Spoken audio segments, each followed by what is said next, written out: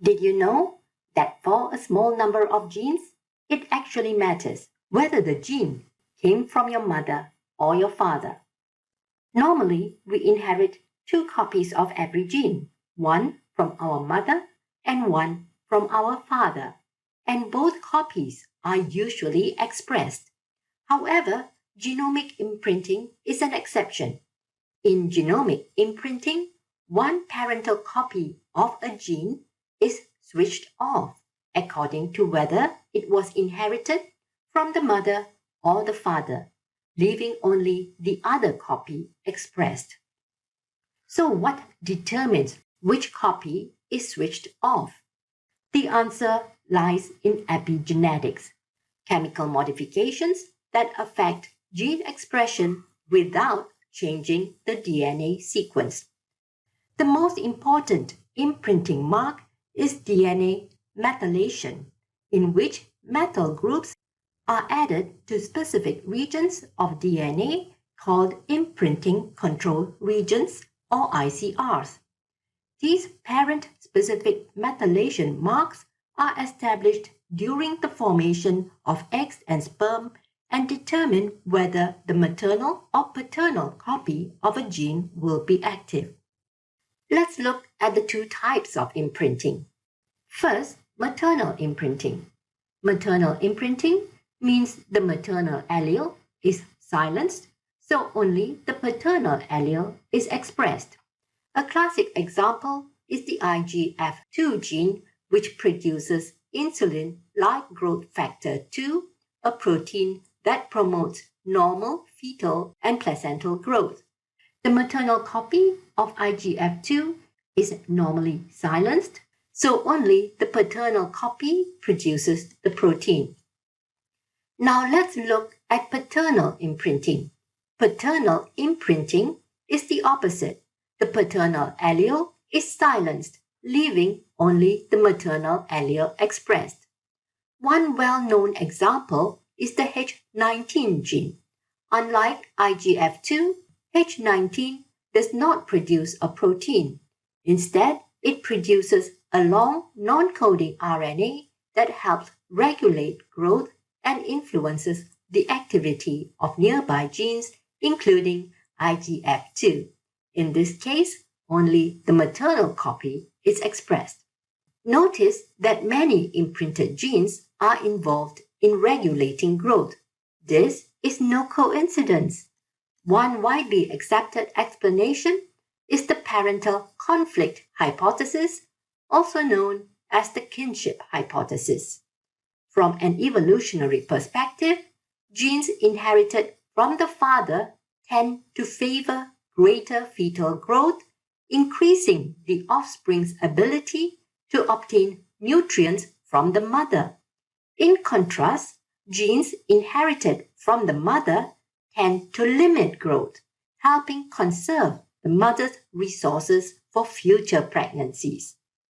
Although this hypothesis does not explain every imprinted gene, it fits many of the best-known examples. It is also important not to confuse genomic imprinting with maternal effects or maternal inheritance. In maternal effects, the mother's genotype, physiology, or environment influences early development through molecules such as messenger RNAs and proteins deposited into the egg before fertilization. These maternal molecules guide development before the embryo's own genome becomes active. In maternal inheritance, genes located in mitochondria or chloroplasts are inherited through the egg cytoplasm rather than through the nuclear chromosomes. Genomic imprinting is different because the offspring inherits both maternal and paternal alleles normally, but one parental allele has already been silenced by epigenetic marks established in the parental gametes. You might also wonder what happens to these imprinting marks from one generation to the next. During the formation of eggs and sperm, most existing imprinting marks are erased and replaced with new parent-specific marks according to the sex of the individual producing the gametes.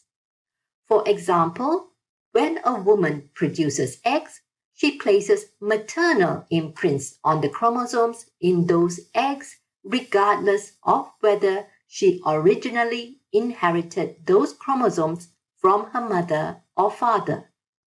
Likewise, when a man produces sperm, he establishes paternal imprints on the chromosomes carried by his sperm. This resetting ensures that every generation inherits the correct imprinting pattern. However, disorders can arise when the normally active copy of an imprinted gene is absent, mutated, or incorrectly silenced, resulting in little or no functional gene product. A well-known example involves a region of chromosome 15 that contains several imprinted genes.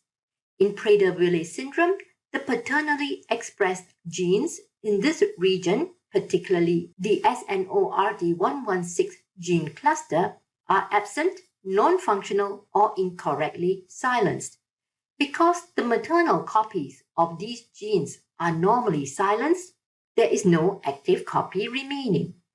In contrast, Angelman syndrome occurs when the maternally expressed UBE3A gene is absent, non-functional, or incorrectly silenced in neurons.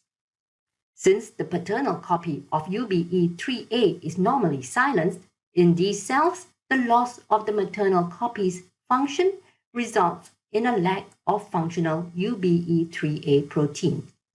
Together, these disorders demonstrate that the consequences of a genetic or epigenetic defect depends on the imprinting status of the gene involved and on which parental allele normally provides the functional copy. So let's summarize. Normally, both the maternal and paternal copies of a gene are expressed. In genomic imprinting, however, one parental copy is silenced according to its parent of origin. In maternal imprinting, the maternal allele is silenced, whereas in paternal imprinting, the paternal allele is silenced. These parent-specific expression patterns are established by DNA methylation during gamete formation and are reset in each generation. Because one parental copy of an imprinted gene is normally silenced, the loss or dysfunction of the active allele can result in disorders such as Prader-Willi syndrome and Angelman syndrome. Before you go, have a go at the quiz questions linked below to test your understanding of genomic imprinting.